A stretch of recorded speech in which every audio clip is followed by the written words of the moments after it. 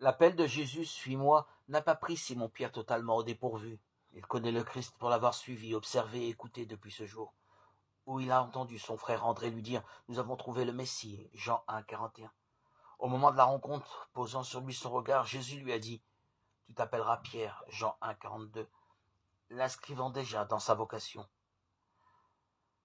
Commençait alors l'aventure du disciple Simon-Pierre dans le pas de son maître Jésus le Christ.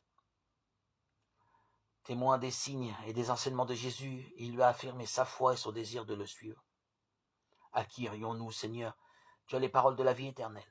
Jean 6, 68. Simon-Pierre, enthousiaste et sûr de lui, a cependant appris de Jésus l'humilité et le service, acceptant non sans mal de se laisser laver les pieds par lui. Il a mesuré sa peur et sa faiblesse qui l'ont poussé à renier 3 fois son maître. Témoin de la mort de Jésus et du tombeau vide au matin de Pâques, il se tient maintenant devant le ressuscité et c'est l'heure de vérité. M'aimes-tu vraiment plus que ceci? Sa réponse est la question 3 fois posée.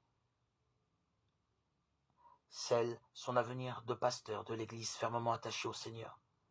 La finale, suis-moi, signifie à Pierre qu'il ne pourra rien faire sans le ressusciter, sans confiance en sa parole, sans l'aimer. Il vient d'en faire l'expérience dans le dernier signe de la pêche miraculeuse.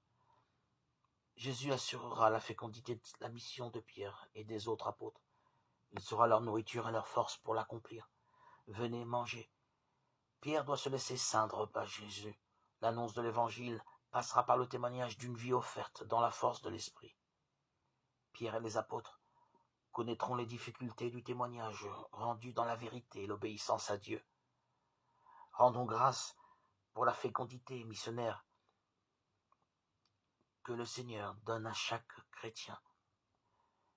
Et chantons le psaume « Que mon cœur ne se taise pas, qu'il soit en fête pour toi ». Aimons le Christ, l'aimer jusqu'à le suivre.